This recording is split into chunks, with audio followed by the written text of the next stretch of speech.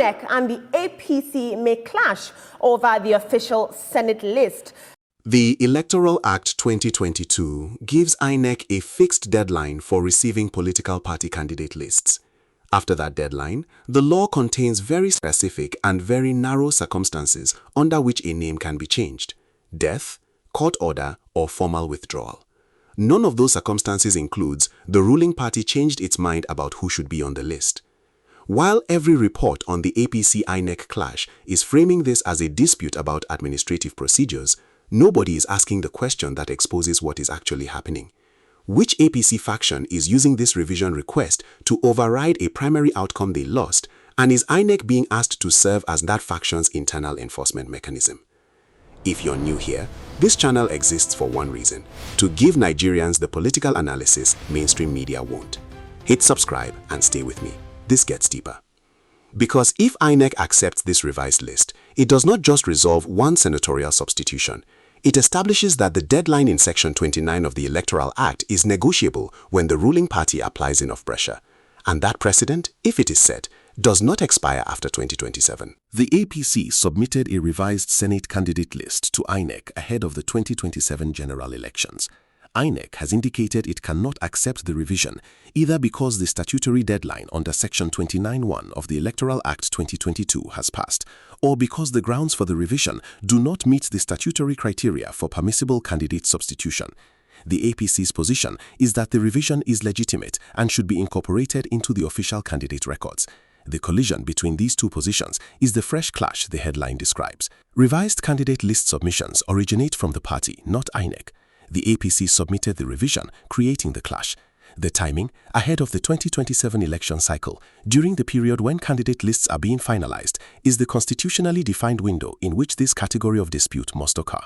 What makes the timing politically significant is that it coincides with an intensifying internal APC contest over Senate majority control. Factions within the APC that secured primary victories for specific candidates are resisting substitutions. Factions that lost primaries or negotiated post-primary arrangements are pushing for the revision. INEC is the institutional destination of that internal factional dispute. The APC currently controls the Senate. Senate control determines committee chairmanships, the confirmation of executive appointments, the legislative-executive balance, and critically for 2027, the institutional infrastructure for post-election legal challenges. Senate seats are not interchangeable from the perspective of APC internal factions. A seat in a specific state, held by a specific faction's candidate, determines that faction's leverage within the party and within the legislative structure for 4 years. The revision request is not about administrative correction, it is about faction-specific Senate positioning for 2027. 2018-2019 cycle. The APC faced INEC disputes over candidate substitutions in multiple states ahead of the 2019 general elections. Several substitutions were refused by INEC on statutory grounds. Some were taken to court, producing split outcomes. The APC won some, lost others. 2022-2023 cycle. Multiple parties, including the APC and PDP, attempted post-deadline list revisions ahead of the 2023 elections. INEC maintained its position on the Section 29 deadline with varying consistency across parties and states, producing a public perception, documented in EU and Carter Center Observer reports, of uneven application of the statutory framework. 2026. The current clash is the opening move in the 2027 pre-election candidate management cycle. Its resolution will set the operational precedent for every subsequent candidate dispute between now and the 2027 election. Section 29(1) of the Electoral Act 2022 sets the deadline by which political parties must submit to INEC the list of candidates who emerged from their party primaries, together with their personal particulars. The deadline is fixed and statutory.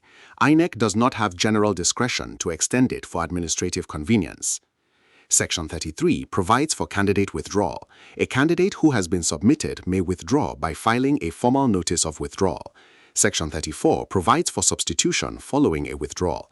The party may then substitute another candidate within a defined period. Both provisions are triggered by the candidate's own withdrawal, not by the party's administrative decision to replace a candidate. The critical ambiguity. If the APC's revision request is premised on a court order directing a candidate substitution, Section 29(3) provides a pathway. INEC is required to give effect to a valid court order. If the revision is premised on an internal party decision to change a candidate without a court order and without a voluntary withdrawal, the statutory basis for INEC's compliance is absent. The APC's revision request falls into one of three categories. 1. A post-primary reconciliation substitution, an internal party arrangement to replace a primary winner with a preferred candidate, which has no statutory basis under the Electoral Act 2022, and which INEC is legally correct to refuse. 2. A court-ordered substitution, arising from a federal high court order in an intra-party primary dispute, which INEC is legally obligated to give effect to under Section 29(3). Or 3. A formal withdrawal under Section 33, followed by a permissible substitution under Section 34, which requires the originally submitted candidate's active cooperation in filing a withdrawal notice. The political significance of these categories: Category 1, party arrangement, gives INEC the strongest legal ground to refuse. Category 2, court order, removes INEC's discretion, it must comply. Category 3, formal withdrawal, is procedurally possible but requires the unwilling candidate to formally withdraw, which, in a contested primary dispute, is unlikely without leverage. The APC strategy in this clash is partly determined by which category it is attempting to operate in, and the public statements from both sides are the observable signals. Section 158(1) of the 1999 Constitution establishes that INEC shall be independent in the exercise of its powers and shall not be subject to the direction or control of any authority or person. This constitutional independence is the basis for INEC's refusal of candidate list revisions it considers outside the statutory framework. But independence is a constitutional principle, not an absolute operational reality. INEC's decisions are subject to judicial review, and a federal high court order can direct INEC to accept or refuse a candidate submission, which means the courts, not INEC itself, are the ultimate arbiter of candidate eligibility disputes. The ambiguity lives in the space between what INEC considers a permissible revision and what a federal high court may order INEC to do. If the APC files suit and secures a court order directing INEC to accept the revised list, INEC's refusal becomes constitutionally unsustainable regardless of its view of the statutory deadline. This is the pathway the APC's legal team is most likely pursuing in parallel with the Brobley clash. The observable signal: whether the APC files for an emergency interim injunction in the federal high court within 48 to 72 hours of INEC's formal refusal. The faction within the APC that submitted the revised list has determined that the candidate produced by the primary, the name currently on INEC's list, represents a competitive risk for the 2027 Senate election in the affected state, a factional threat within the party, or both. The revision is a pre-election move to replace that candidate with one who either has better electoral prospects for the APC or better factional alignment with the dominant party structure. The calculation is that the cost of the INEC confrontation, including litigation, public criticism, and the precedent risk, is lower than the cost of running with the original primary winner. The candidate who won the primary and whose name is currently on INEC's list has the statutory strongest position. The Electoral Act's candidate substitution provisions require either their cooperation, voluntary withdrawal, or a court order. Their faction strategy is therefore refuse to file a withdrawal notice, challenge any court proceedings that might produce an order against them, and hold their position in the knowledge that INEC's current refusal aligns with their interest. The primary winner in a disputed substitution dispute holds the legal high ground. Their task is to maintain it through litigation. INEC's public stance, refusing the revised list, is legally defensible and institutionally correct if the revision does not meet the statutory criteria. But INEC is also calculating the political cost of a prolonged public confrontation with the ruling party in the pre-2027 period. INEC's institutional memory of previous ruling party confrontations, 2019-2023, includes episodes where INEC's initial refusals were followed by court orders that directed compliance, creating situations where INEC appeared to have resisted and then been forced to yield. Avoiding that sequence, resistance followed by judicial override, is part of INEC's institutional interest in resolving this quickly through the statutory framework, rather than through litigation it might lose. Who benefits? The APC faction that submitted the revised list. If INEC accepts the revision or a court order acceptance, the faction secures its preferred Senate candidate in the affected state.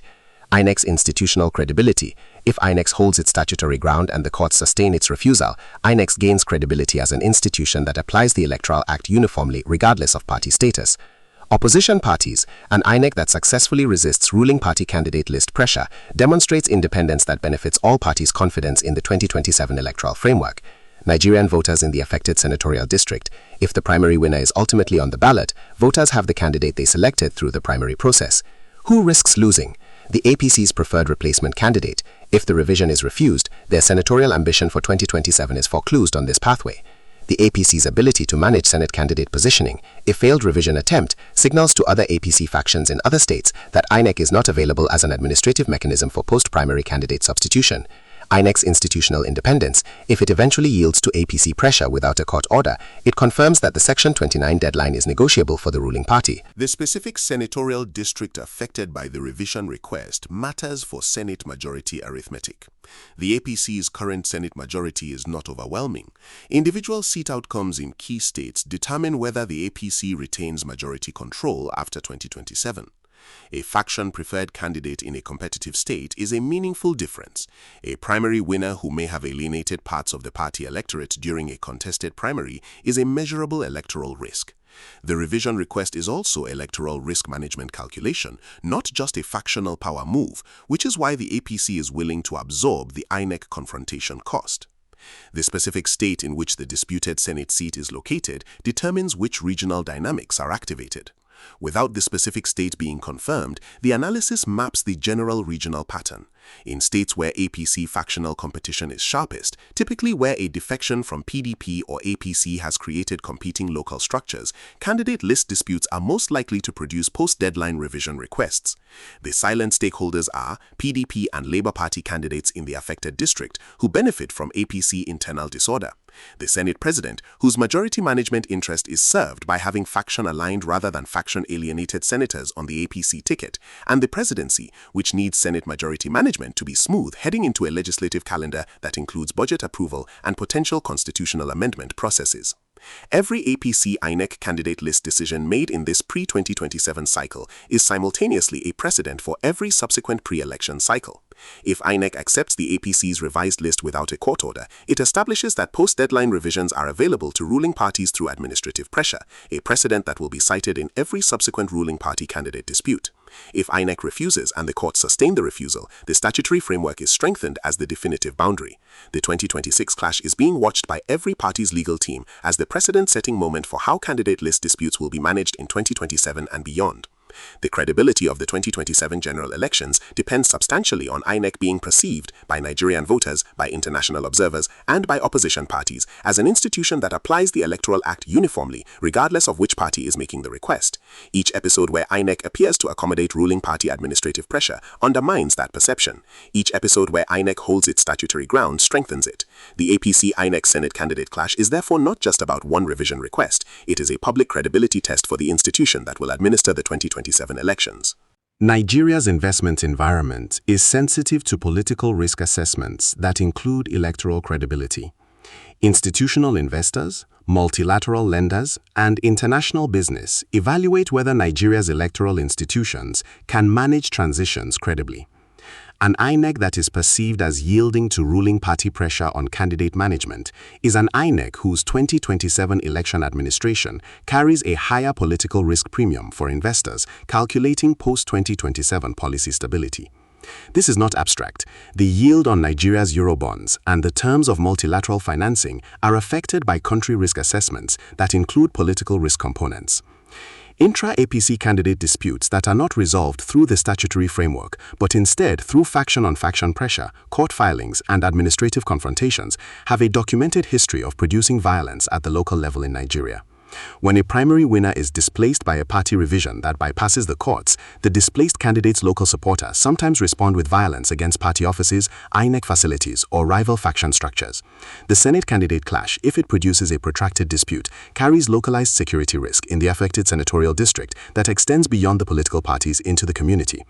The EU Election Observation Mission's pre-2027 assessment program, the Carter Center's Nigeria Election Monitoring Framework, and the U.S. State Department's Bureau of Democracy, Human Rights and Labor all track INEC's pre-election institutional conduct as a leading indicator of election credibility.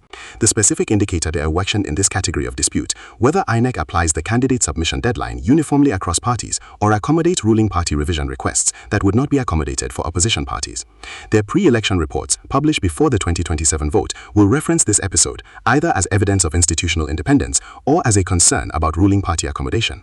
For UK-based and US-based Europe and Nigerian communities watching the APC-INEC clash, the specific strategic question is, does this dispute affect any of the Southwest senatorial seats where APC factional competition between Tinubu-aligned and non-Tinubu-aligned candidates is sharpest? The Southwest is where the 2023 presidential election produced the highest APC margin, delivered substantially by Tinubu's home base advantage, and where the 2027 Senate candidate selection will reflect whether the Tinubu political structure retains control of Southwest APC primary machinery. If the revised Senate candidate list includes any Southwest seats, the APC-INEC clash directly affects the Senate representation of the region that the diaspora community most closely tracks. UK-based Nigerian political organizations, particularly those active in Europa diaspora political networks in London and in the Nigerian community associations in Birmingham and Manchester, engage directly with the question of whether Nigerian electoral institutions are credible enough to make diaspora investment in Nigerian politics worthwhile. INEC's conduct in the 2026-27 pre-election period is being evaluated through that lens. The pattern of ruling parties using administrative mechanisms to manage candidate lists and electoral commissions either resisting or accommodating those efforts is documented across West Africa. In Ghana, the Electoral Commission's management of the 2020 candidate submission process under ruling NPP pressure was cited by international observers as a credibility indicator. In Senegal, the Constitutional Council's 2024 candidacy decisions under executive pressure produced a political crisis that temporarily threatened the election itself. Nigeria's APC-INEC clash in 2026 is part of this documented regional pattern, and ECOWAS's democracy support mechanisms, including the ECOWAS Court of Justice's election-related jurisprudence, provide the regional institutional context.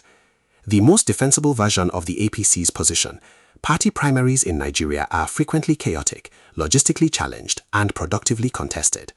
The candidate who emerges from a primary may do so through a process that, even without judicial intervention, was marked by irregularities that the party's own internal assessment identifies as producing an incorrect result.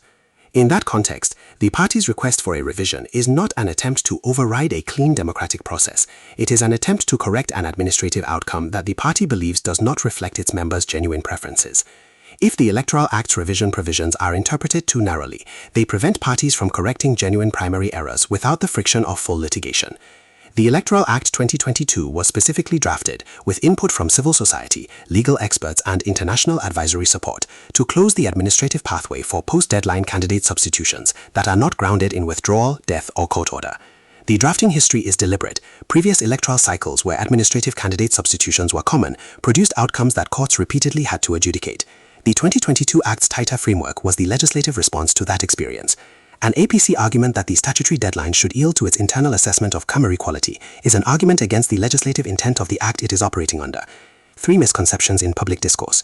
1. INEC refusing the revised list means the original primary winner is confirmed as the 2027 candidate. INEC's refusal keeps the original submitted name on the list, but the APC can still pursue a court order directing substitution, and if that order is granted, INEC must comply. INEC's refusal is not the end of the pathway for the revision-seeking faction. 2. This is purely an APC internal matter that does not affect other parties or voters. The precedent established by how INEC handles this request affects every party's candidate management for 2027. An INEC that accommodates ruling party post-deadline revisions creates a two-tier system that disadvantages all other parties. 3. INEC is acting politically by refusing.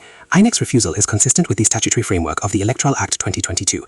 Refusing a post-deadline revision without a court order is not a political decision. It is a statutory compliance decision.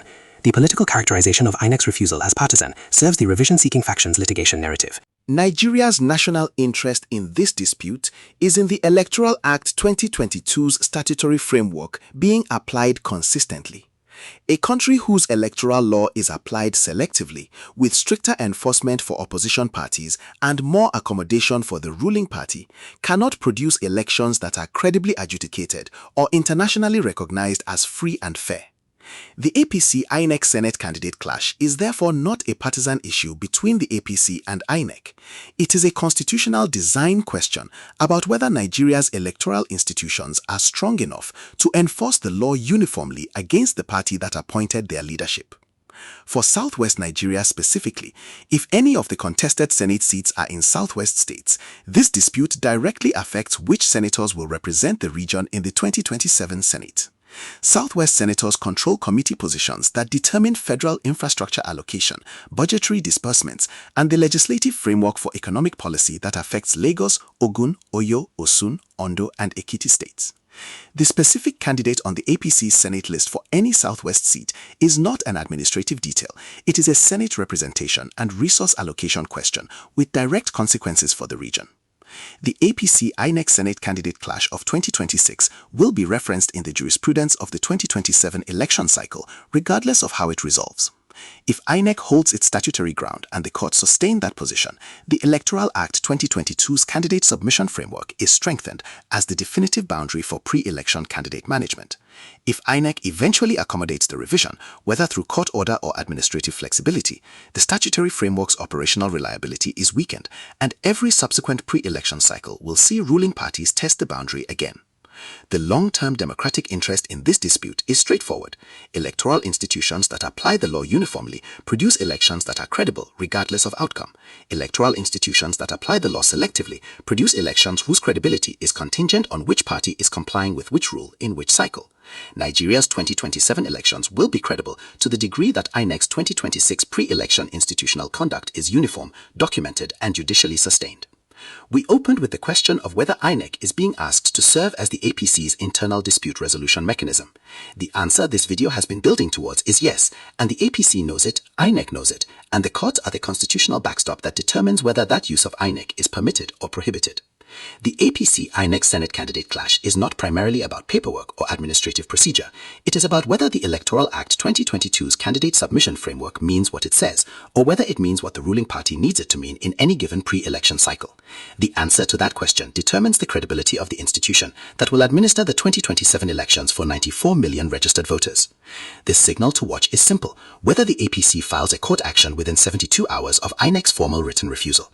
That filing, or its absence, tells you everything about which pathway the revision-seeking faction has assessed as viable, and the Federal High Court's response to that filing tells you everything about the judicial architecture's readiness to enforce the Electoral Act against the ruling party when the electoral interests of the ruling party require it. Drop your analysis in the comments. Do you think INEC will hold its statutory position on this revised list, or do you expect a negotiated outcome that produces the revision through a different administrative pathway? If this analysis gave you clarity, share it with one person who needs to understand what's really happening. Like, subscribe, and I'll see you in the next one.